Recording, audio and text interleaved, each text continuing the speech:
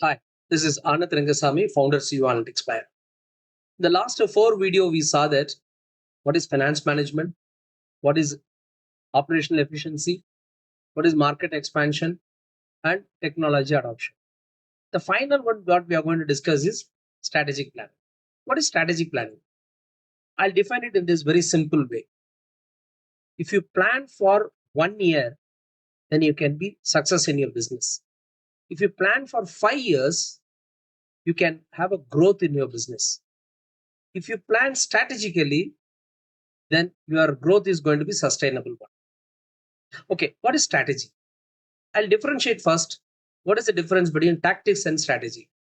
So simply I should say that tactics can give a short-term benefit and it's very minimal. Whereas strategy can give a long-term benefit and it is going to be very big also. So any organization should plan early, 5 years, and beyond 5 years also you have to plan it. For this, Analytics Pair can help you in such a way that you can plan your AOP, that is 1 year plan, and you can plan the next 5 years and the next 10 years also. That. So Analytics Pair will help you in such a way that all these plan is happening robust and it is being monitored so that your sustainable growth is ensured. Come on, let's do business. Thank you.